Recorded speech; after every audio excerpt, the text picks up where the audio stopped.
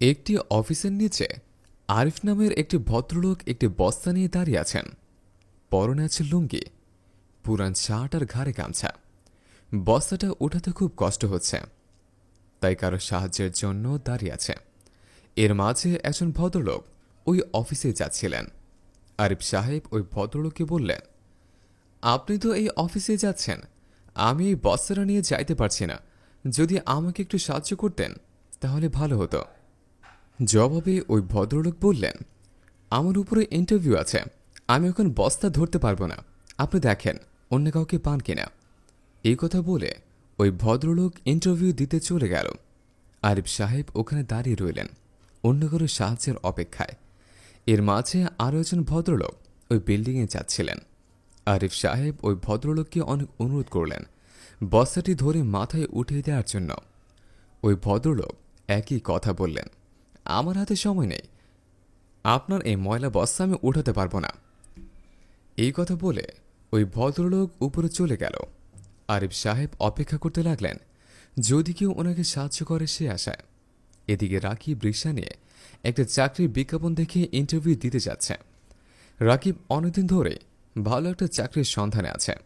রাতে একটু লেট করে ঘুমানোর কারণে ঘুম থেকে উঠতে একটু দেরি হয়ে গেছে, তাই তো টাইমের মধ্যে উনি বের হতে পারেনি। রিকশা করে যাচ্ছে আর এসব কথা চিন্তা করছে। এর মাঝে রিকশা এসে অফিসের সামনে দাঁড়ালো। রাকিব রিকশা থেকে নেমে রিকশা ভাড়া দিলেন। রিকশা চলে যেতেই উনি অফিসের দিকে রওনা দিল।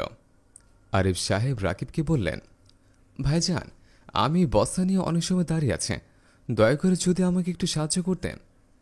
রাকিব চিন্তা করলেন, আমার ইন্টারভিউ দিতে দেরি হচ্ছে, এখন কি করি। তবুও রাকিব সাহেব কোনো কথা চিন্তা না করে আরিফ সাহেবকে বললেন, ধরেন বস্তাটি। আরিফ সাহেব ও রাকিব সাহেব দুজনেই বস্তাটি ধরে উঠাতেই আরিফ সাহেব খুশি হয়ে আর কোনো কথা না বলে আগে আগে রওনা দিল। আর রাকিব সাহেব মাথায় বস্তা নিয়ে পিছিয়ে পিছিয়ে হাঁটতে লাগলেন। ওয়েটিং রুমে সবাই ইন্টারভিউ দেওয়ার জন্য বসে আছে। একজন মেয়ে অ্যাসিস্ট্যান্ট সাব্বিরের নাম ধরে ডাক দিলেন। সাব্বির দেখতে শুনতে খুবই স্মার্ট। ওই মেয়েটি পাশে গিয়ে খুব ভাবনা শুরু করল। জবাবে ওই মেয়েটি বললেন, আপনি ভিতরে যান। সাব্বির মেয়েটিকে বললেন, ম্যাডাম, আমার চাকরিটা কি হবে? জবাবে ওই মেয়েটি বললেন, সেটা আমি বলতে পারি না, আমি এখানকার সামান্য একজন চিফ অ্যাসিস্ট্যান্ট। যদি সবগুলো প্রশ্নের ঠিকঠাক উত্তর দিতে পারেন তাহলে অবশ্যই আপনার চাকরি হবে। সাব্বির কোনো কথা না বলে অফিসের ভিতরে চলে গেল। অফিসের চেয়ারে অন্য পাশে ঘুরে বসে আছেন এই অফিসের চেয়ারম্যান। সাব্বির গিয়ে সামনে রাখা চেয়ারে বসলেন। অমনি চেয়ারম্যান সাহেব ঘুরে সাব্বিরের দিকে তাকালেন। সাব্বির চেয়ারম্যান সাহেবের দিকে তাকিয়ে উঠে দাঁড়িয়ে চিন্তা করতে লাগলেন, নিচে যে লোকটি বস্তা নিয়ে দাঁড়িয়েছিলেন সেই লোকটি এই চেয়ারে বসে আছে। সাব্বিরের বুঝতে আর বাকি রইল না, এই লোকটি হচ্ছে এই অফিসের মালিক।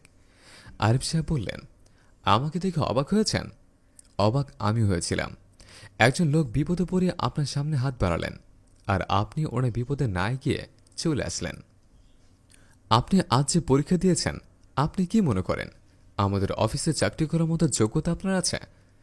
সাব্বির মাথা নিচু করে রইল, কোনো কথা বলল না। আরিফ সাহেব বললেন, আপনার ইন্টারভিউ শেষ, আপনি আসতে পারেন। তারপর সাব্বির মাথা নিচু করে বলল, স্যার, আমি তো পরীক্ষায় দিলাম না, তাহলে আমার ইন্টারভিউ শেষ হলো কিভাবে? আগে মানুষকে ভালোবাসতে শিখুন, তারপর আসবেন আমার এখানে চাকরির ইন্টারভিউ দিতে। এখন আপনি যেতে পারেন। সাব্বির মাথা নিচু করে ওখান থেকে চলে আসলো। এর মাঝে সোহেল আসলেন ইন্টারভিউ দিতে। আরিফ সাহেব সোহেলকে বলতে লাগলেন, যে মানুষকে ভালোবাসতে পারে না সে কাজকে ভালোবাসবে কিভাবে? পৃথিবীতে 18,000 মাখলুকাত সৃষ্টি করেছেন আল্লাহ। 18,000 মাখলুকাতের মাঝে সর্বশ্রেষ্ঠ জীব হচ্ছে মানুষ। আর সেই মানুষকে যদি আপনি ভালোবাসতে না পারেন, বিপদে সাহায্য করতে না পারেন, তাহলে আমি মনে করি আপনি কাজকে মন থেকে ভালোবাসতে পারবেন না। আর মন থেকে যদি কাজ ভালোবাসতে না পারেন, সেই কাজে কখনো সফলতা আসবে না। এটাই ছিল আজকে আপনাদের পরীক্ষা, এবার আপনি আসতে পারেন। সোহেল বুঝতে পারলেন আমাদেরকে আগে মানবতা, বিচক্ষণতা এবং ভালোবাসা দেখাতে হবে, তাহলে আমরা আমাদের কাজকে আপন করে নিতে পারব। এই কথা ভেবে সোহেল সাহেব ওখান থেকে বের হয়ে আসলো। এর মাঝে আসলেন রাকিব। রাকিব অফিসে ঢুকেই বসকে সালাম দিলেন। আরিফ সাহেব সালামের উত্তর নিতেই রাকিব দেখতে পেলেন লোকটি বস্তার নিচে মাথায় করে উপর উঠেছে। সে ব্যক্তি আর কেউ নয়, এই অফিসের চেয়ারম্যান। রাকিব সাহেব আরিফ সাহেবকে বলেন, আপনি? জবাবে আরিফ সাহেব বললেন, অবাক হওয়ার কিছুই নেই। আমি ছোটবেলা থেকেই কাজকে খুব ভালোবাসে, খুব কাছে থেকে দেখেছে অভাব কি জিনিস। আমি নিজেকে প্রতিষ্ঠিত করতে এমন কিছু নেই যা আমি করিনি। আমি নিজে রিক্সা চালিয়েছে, নিজে কৃষকের খেতে গিয়ে কাজ করেছে, নিজে একজন শ্রমিক যেভাবে 2 পায়ে ভর করে টিফিন বাটি হাতে নিয়ে খাবার খায়, আমি সেভাবেই খাবার খেয়েছি। আমাদের দেশীয় অভাবী মানুষের মাঝে মিশে থেকে বুঝেছে মানুষের প্রতি মানুষের ভালোবাসা। এজন্য মানুষের মাঝে যদি মানবতা না থাকে, মনুষ্যত্ব বোধ না থাকে, সে কখনো অন্যের কথা চিন্তা করতে পারবে না। যে অন্যকে নিয়ে চিন্তা করবে, অন্যের বিপদে পাশে গিয়ে দাঁড়াবে, সে হচ্ছে প্রকৃত মানুষ। 63 বছরের জিন্দগিতে আমরা অনেক পাপপুণ্যের কাজ করে থাকি। আমরা মৃত্যুর পর আমাদের সাথে পাপপুণ্য দুটি যাবে। হাসর কিয়ামতের মাঠে জবাব দিতে হবে। আমাদের 63 বছরের সময়গুলো কোন কোন কাজে ব্যয় করেছ? আমি তোমার মধ্যে দেখেছি সে মানবতার দৃষ্টি, যে মানবতা একজন মানুষকে আরেকজনের বিপদে এগিয়ে আসতে বাধ্য করে। আমার গায়ে ছেঁড়া কাপড় আরেকটি ময়লা বস্তা, তবুও তুমি ময়লার কথা চিন্তা না করে বস্তাটি নিজের মাথায় উঠিয়ে নিয়েছ। ওই বস্তাটি যেভাবে তুমি নিজের মাথায় উঠিয়ে নিয়েছ, আমি জানি এই অফিসে চাকরি করার যোগ্যতা একমাত্র তোমার আছে। তুমিও তোমার দায়িত্ব নিজের কাঁধে করে আমাদের এই অফিসটি সামনের দিকে এগিয়ে নিতে পারবে। তোমার সাথে আরও অনেক প্রার্থী এসেছিল।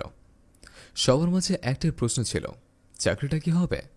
আমি মনে করি একটা অফিসে চাকরি করতে হলে সৎ নির্ভীক হতে হবে। আপনার যে দায়িত্বটা, সেই দায়িত্বটা আপনার নিজের হতে হবে। অফিস আপনাকে সামান্য কিছু জীবিকা অর্জনের জন্য অর্থ দেবে, কিন্তু এই অফিসের যে কাজটা আপনি করবেন সেটা আপনার নিজের মনে করতে হবে। তাহলে আপনি জীবনের সফলতার দ্বারপ্রান্তে পৌঁছতে পারবেন। ধন্যবাদ আপনাকে। কাল থেকে আমাদের অফিসে অ্যাকাউন্টিং ম্যানেজার হিসেবে আপনাকে আমি নিয়োগ করলাম।